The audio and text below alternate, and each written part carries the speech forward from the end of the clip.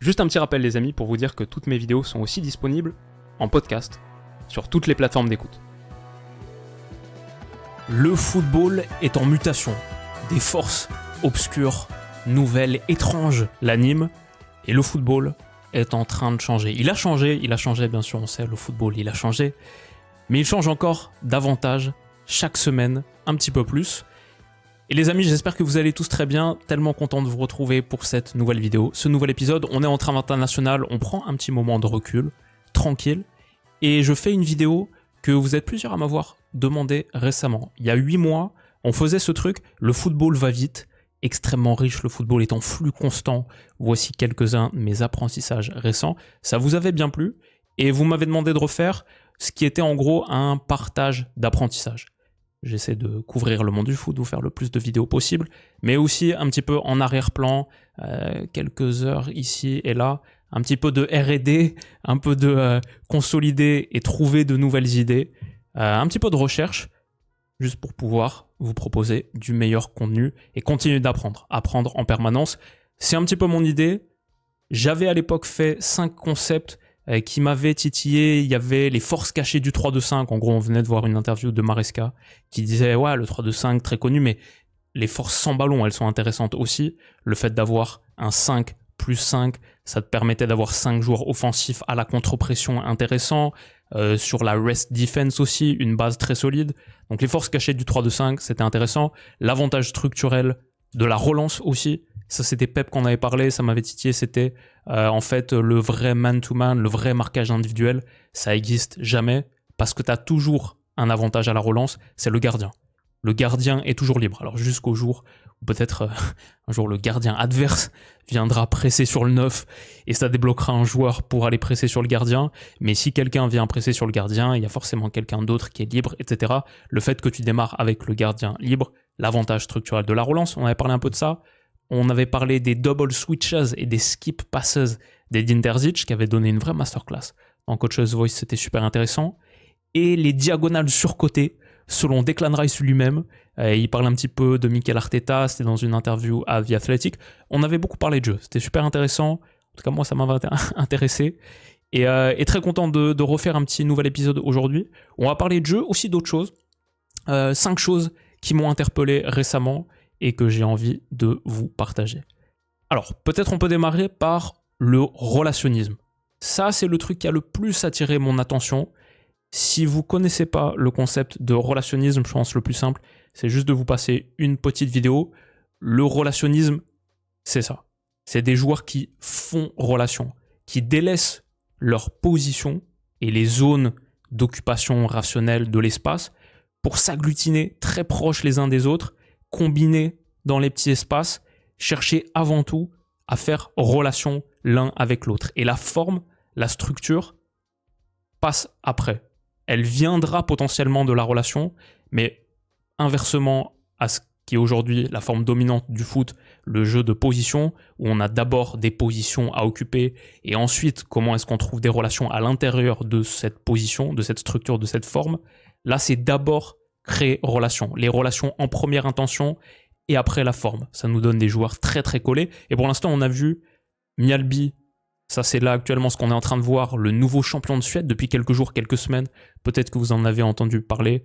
C'est un petit village de pêcheurs de 1250 habitants et ils ont du jeu relationniste, notamment sur leurs touches.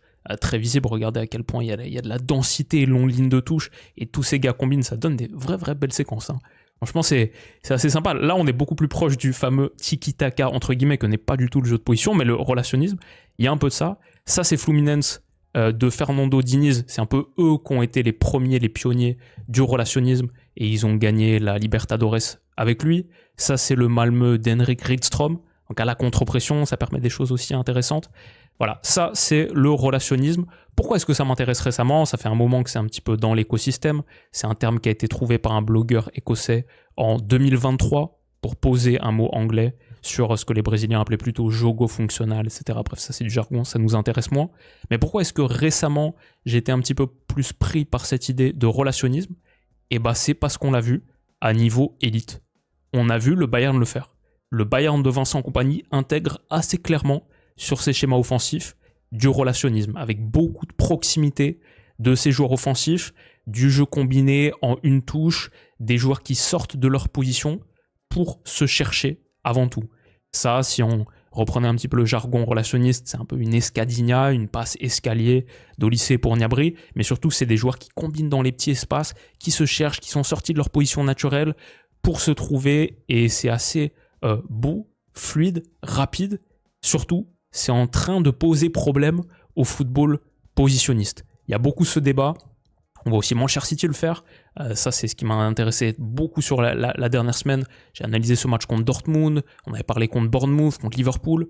On voit un Jérémy Doku à l'intérieur du jeu, combiné avec Cherki, avec Foden, pas dans sa position naturelle, mais trouver du jeu avant tout relationniste. Là, pareil, sur le côté, des combinaisons de petit espace, Nico Gonzalez, Doku, Foden, et avant tout la relation qui permet ensuite d'ouvrir des espaces.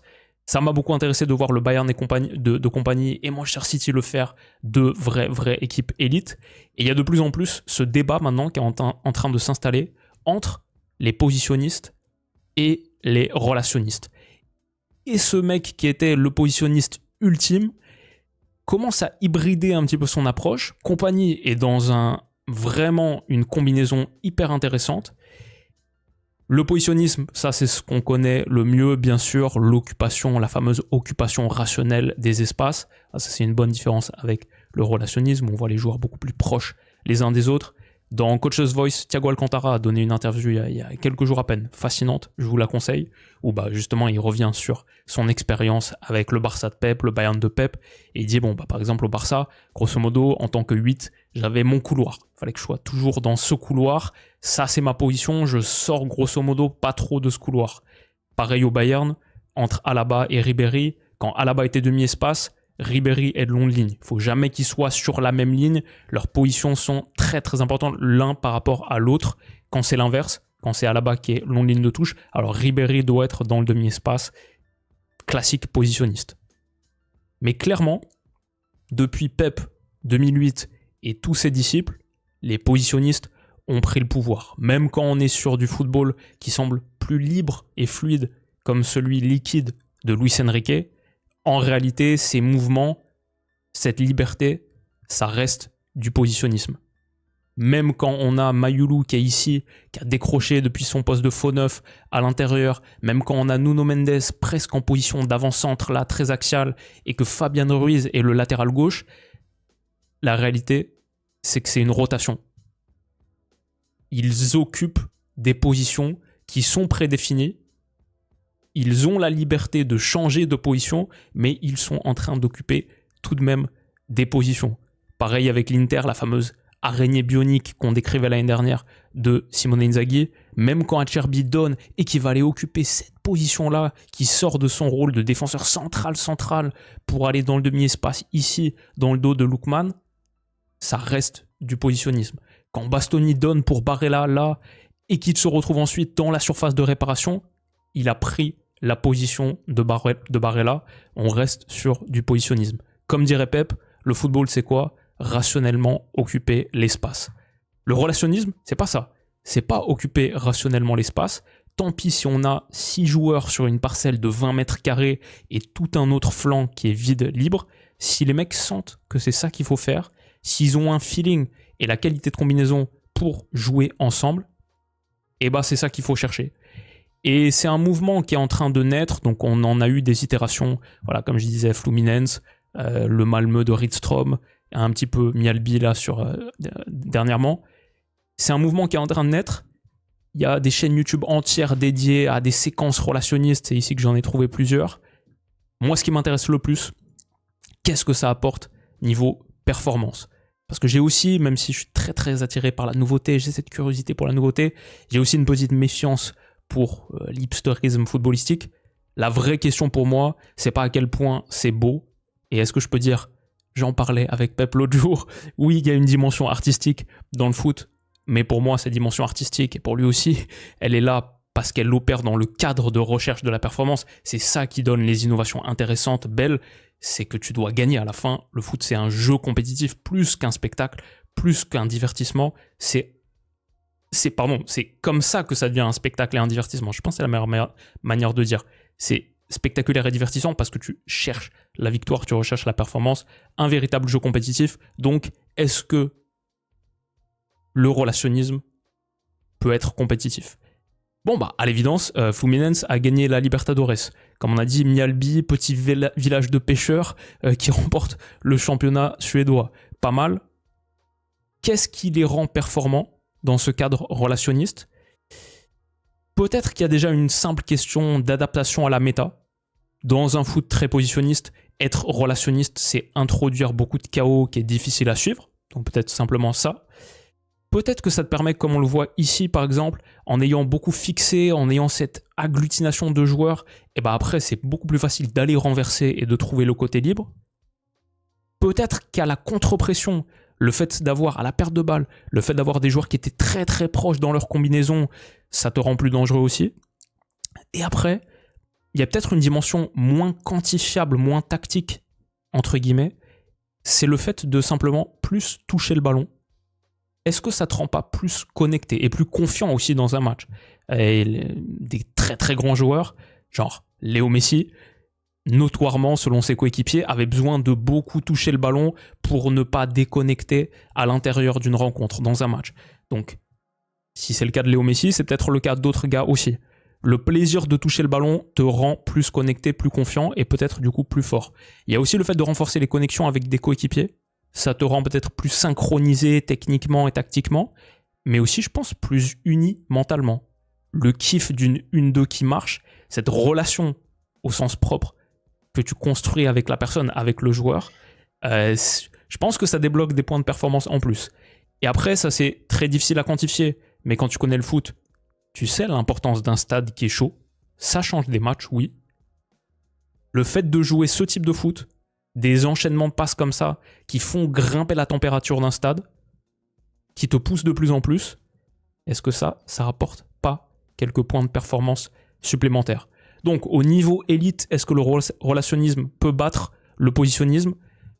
En tant que bloc, radicalement, je pense pas. Je pense que le positionnisme est beaucoup trop fort défensivement. Et je pense que le positionnisme est avant tout d'ailleurs une question défensive, une organisation défensive. Je pense que Pep lui-même le dirait. Et je sais pas s'il le dirait en ces termes. Ces équipes ont quand même régulièrement claqué plus de 100 buts. Mais on pourrait le définir aussi comme un entraîneur défensif. Et peut-être que la tactique, la méta, c'est avant tout la défense. Que le positionnisme te renforce tellement défensivement à la perte, ta structure si forte, la possession défensive. Je pense que le relationnisme sans ballon typiquement, même si on a parlé de potentiellement des avantages à la contre-pression, c'est beaucoup plus difficile. Et au bout d'un moment, tu dois te remettre dans une structure qui est beaucoup plus positionnelle sans ballon. Donc, je pense pas qu'en pris en tant que bloc, ça peut être suffisant pour battre le positionnisme. Je pense qu'en revanche, ce qu'on voit par exemple avec le Bayern de compagnie et de plus en plus avec Pep lui-même, intégrer des éléments relationnistes, pas mal. Trop, attention, le Real d'Ancelotti, les séquences avec Jude, Vini, Rodrigo, Mbappé, tous dans le couloir gauche comme ça, honnêtement, il y avait du relationnisme là-dedans, mais il n'y avait pas assez d'équilibre. Et à la perte, c'était une catastrophe. Donc, très intéressant. Le fait de voir le Bayern de plus en plus l'utiliser, le fait de voir Pep lui-même l'utiliser, ça me met sur la voie de il y a quelque chose là. Liverpool, je pense avec Wirtz, Ekitike, Isak, toutes leurs recrues, ils pourraient réussir à trouver un truc relationniste aussi. Et je pense qu'en foot de sélection, là, il y a une véritable opportunité. On le verra peut-être à la Coupe du Monde, peut-être avec le Brésil de Carlo Ancelotti, qui est une itération relationniste. Même Fernando Diniz a été le sélectionneur du Brésil pendant un moment. Mais le Brésil d'Ancelotti, ça pourrait être une sélection hyper relationniste. Je pense que le positionnisme en foot de sélection, à moins d'être l'Espagne et d'avoir toute une génération qui grandit avec ce logiciel commun, c'est difficile. Donc peut-être que la solution, c'est pas d'essayer de bricoler une forme de positionnisme, c'est d'en faire table rase et de se dire, ok, en sélection, les gars, maintenant, on est relationniste, on part des relations avant tout. On cherche les relations avant tout, la forme viendra ensuite, mais d'abord chercher à combiner, même dans ce qui semble être des structures nouvelles, bizarres. Peut-être qu'en foot de sélection, là, il y a quelque chose à aller chercher. Et après, voilà, je pense que c'est un débat un petit peu plus large sur l'humain versus la structure. C'est pas le truc qui m'intéresse le plus, je pense la dimension morale, philosophique, entre guillemets, parfois politique aussi, on le voit avec certains des coachs, certains des blogueurs et tout. C'est pas le truc qui m'intéresse le plus, je pense la recherche de perf, à quel point est-ce que ça permet de briser un plafond de verre du foot. Est-ce que ce Bayern de compagnie va créer par exemple quelque chose de plus fort qu'on n'a jamais vu grâce à cette identité relationniste, notamment dans le dernier tiers, notamment de certains joueurs? Est-ce que la prochaine ère du jeu, il y aura une forme de glissement du pouvoir des entraîneurs vers les joueurs? Aujourd'hui, on voit une première ligue qui est dominée par un football extrêmement positionniste, et c'est dingue de se dire c'est le City de Guardiola qui est un petit peu en train de sortir de ça. Débat fascinant qui, je pense, va continuer à grandir. J'avais envie de juste poser une première base dessus. Je pense qu'on y reviendra régulièrement, et je fais aussi ces vidéos pour poser quelques jalons, notamment de vocabulaire, qu'on réexplorera tout au long de la saison et peut-être des saisons. Nul plus que le second concept que j'ai envie d'explorer avec vous, la XT, Expected Threat.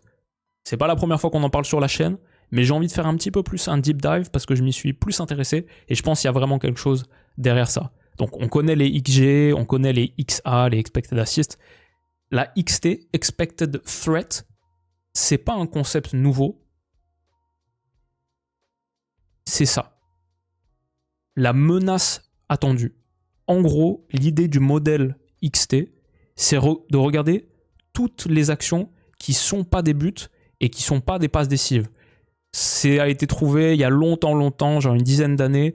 Regardez, ça c'était une action d'Arsenal, 7 passes de Mesut Özil ici. C'est ni une passe décisive, c'est Kolasinac la passe décisive, c'est ni un but, c'est Aubameyang le but, et pourtant cette passe est tellement importante. Et le blogueur en question, Karun, proposait de dire à qui est-ce que tu donnes le plus de crédit sur la création de cette opportunité. Plus à Kolasinac la passe décisive ou plus à Özil la pré-passe décisive. Et après, c'était assez sympa, tu mets le slider et il dit, ok, en fonction de lui, le modèle qu'il a calculé avec ces équations-là, il estime que c'est Özil à 86%, et si tu avais mis plus Kolasinac par exemple, tu avais tort, entre guillemets. Ça, c'était une pré-passe décisive. Reddit avait fait, il y a quelques mois, il y avait eu un thread intéressant sur les plus gros pré-passeurs décisifs d'Europe. Kimmich était numéro 1, Brandt numéro 2 depuis très longtemps, depuis 2017-2018, tous les joueurs avec plus de 40 pré-assists. Mais même la pré-assist, c'est pas assez complet.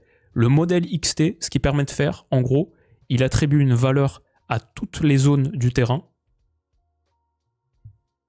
et passer d'une zone à l'autre te rapporte des points.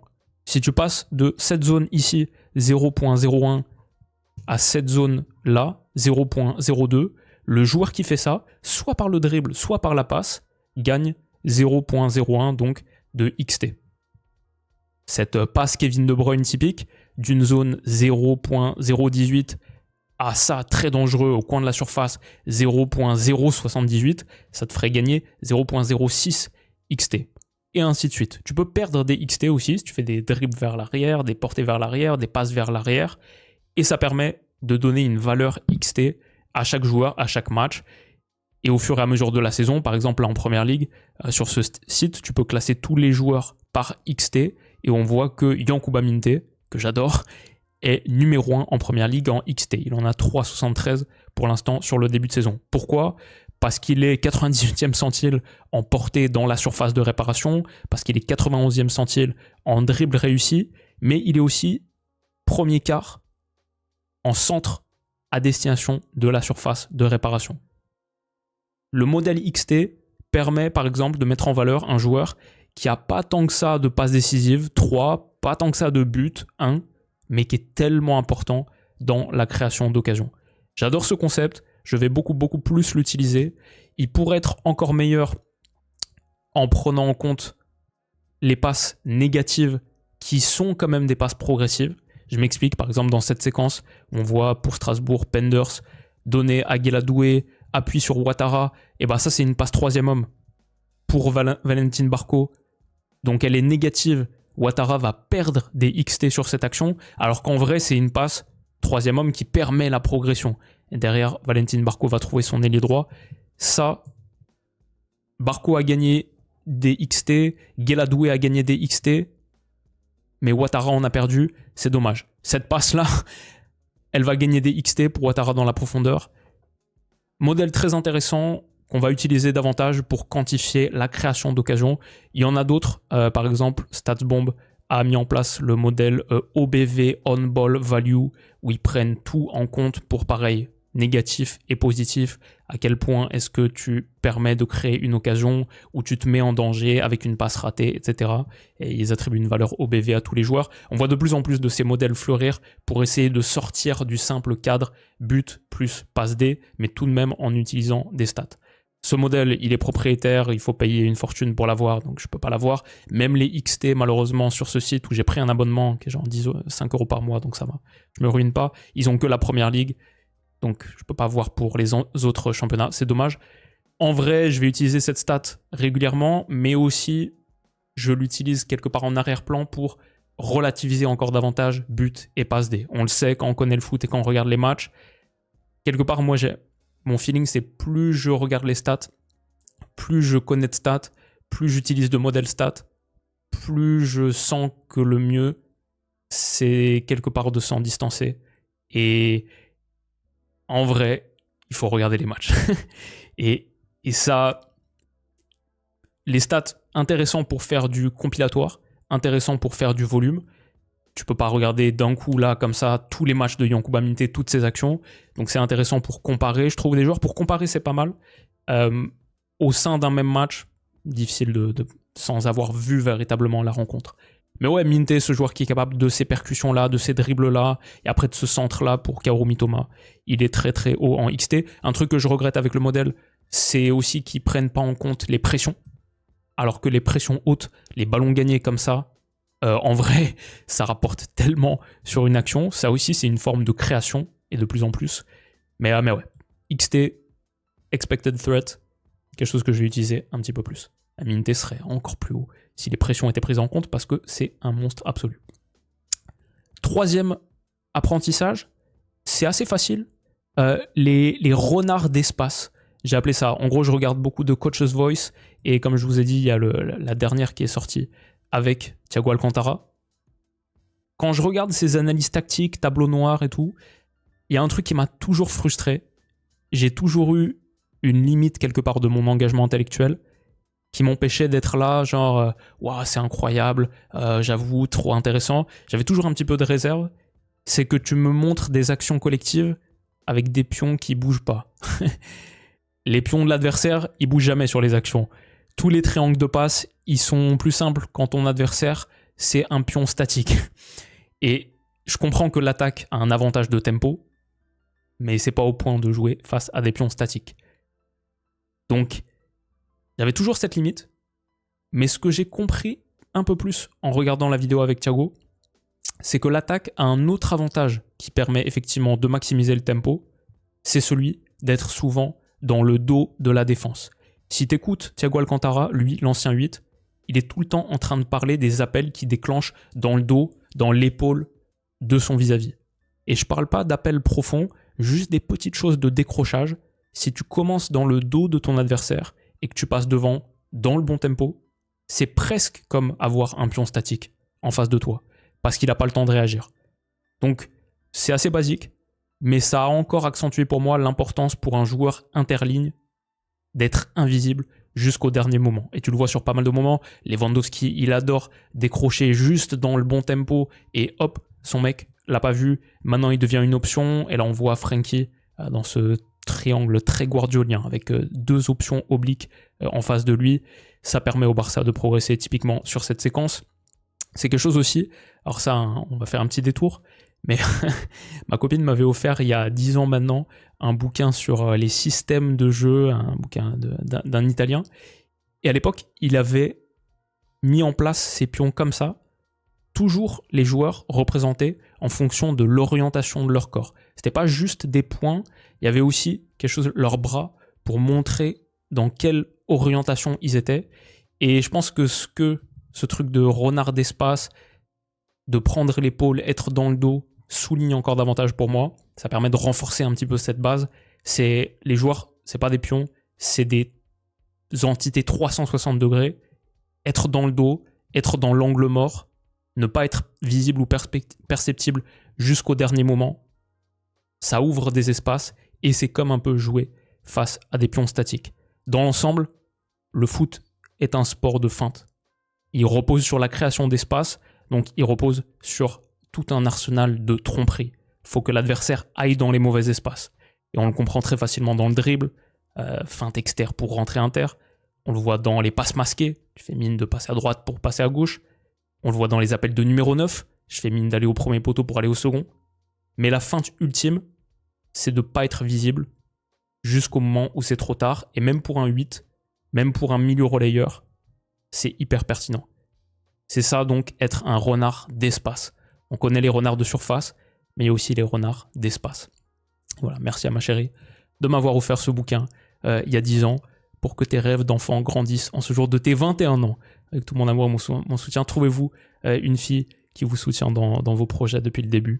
Je pourrais pas la remercier assez. Merci Marlou. Ça, c'était les renards d'espace. Très simple aussi ce 4e concept, mais qui a été un peu renforcé récemment pour moi. Grow to win. C'est tout simple, ça me vient d'une interview de Pep que j'ai écoutée là, c'était après le match contre Liverpool. Donc sur Biniman Sports, une chaîne que je vous recommande, qui a toutes les conférences de presse, que je regarde une vidéo sur 2. Très intéressant d'avoir les entraîneurs qui parlent, et entre les lignes, tu peux sentir des choses.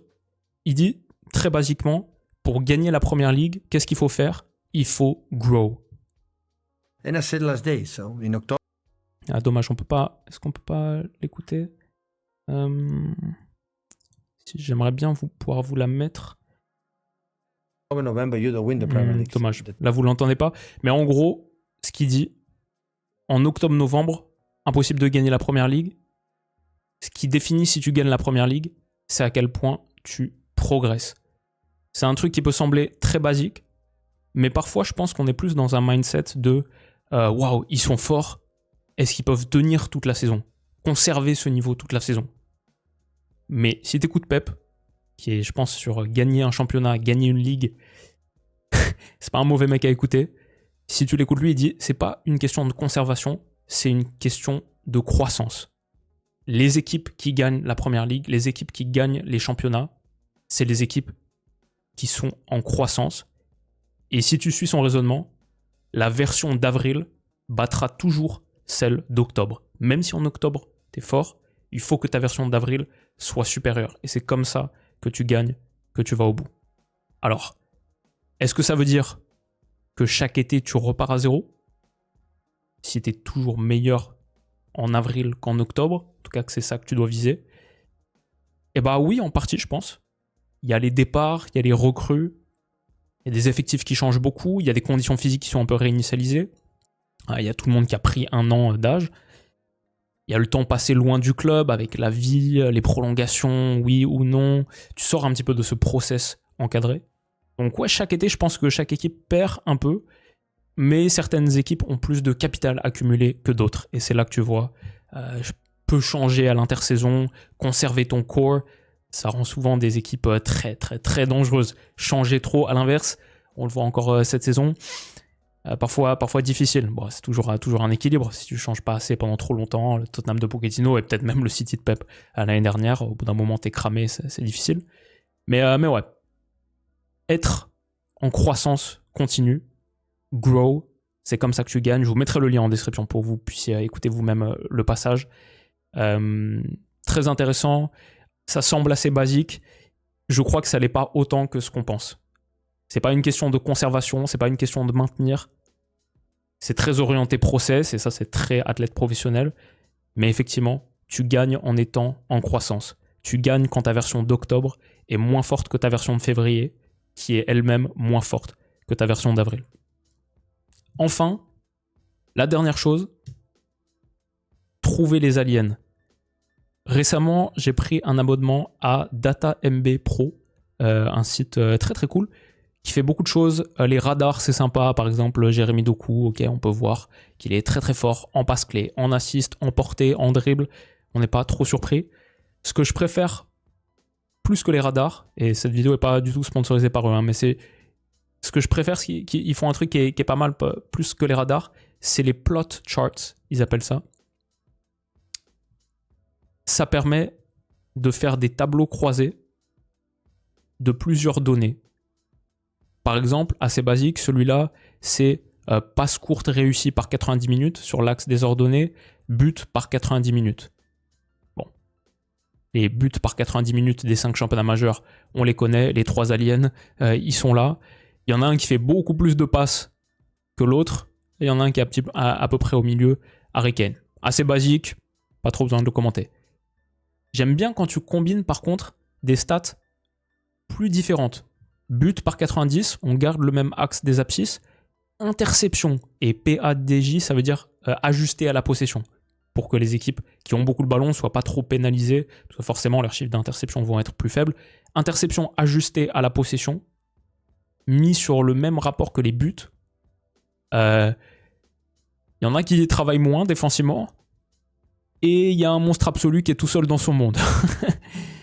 C'était pas mal. Qu'est-ce que j'ai ? J'ai portée progressive par 90 minutes, mis en corrélation avec possession remportée par 90 minutes. Et ça, j'ai mis pour les milieux de terrain des 5 championnats majeurs. C'est là qu'on voit par exemple un joueur comme Diawy Cissé de Rennes. Ça permet de faire un petit peu de scouting, trouver des noms intéressants.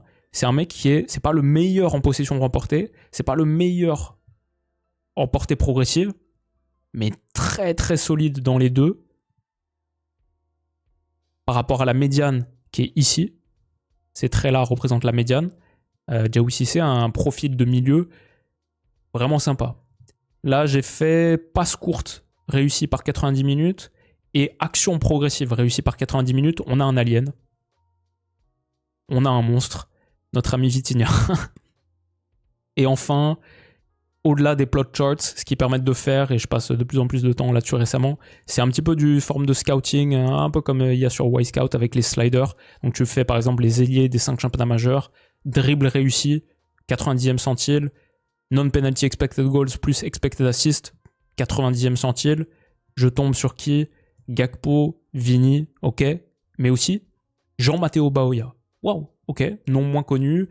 Je vais aller investiguer. Bon, lui, pour le coup, je le connaissais, mais il y a d'autres joueurs que j'ai trouvés. Et ça, c'est pour une vidéo bientôt. J'ignorais totalement les noms.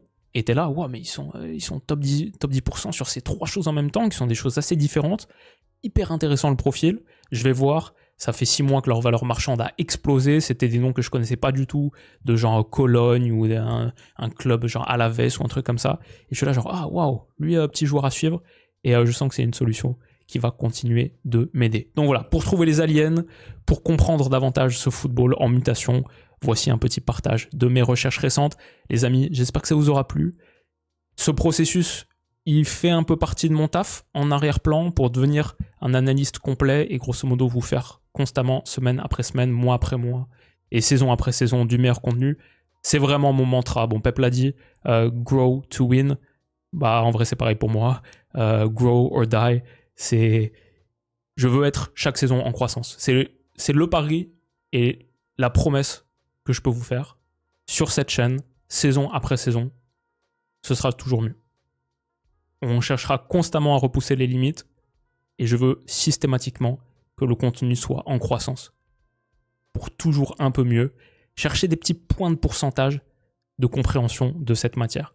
Comme j'ai dit l'autre jour, peut-être aujourd'hui je suis à 8% de compréhension du foot, mais la saison prochaine, on sera 9,5%.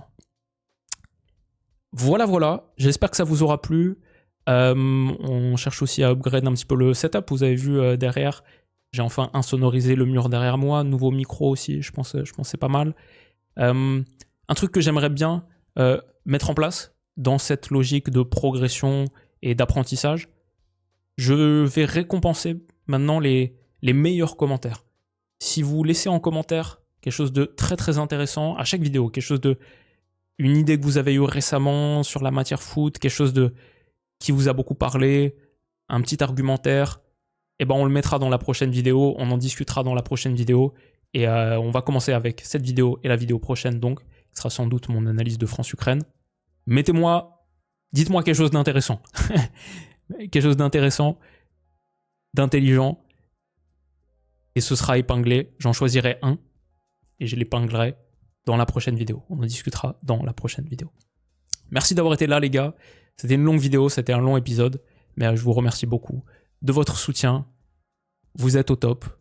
Passez une excellente semaine et on se dit à très vite. Bisous.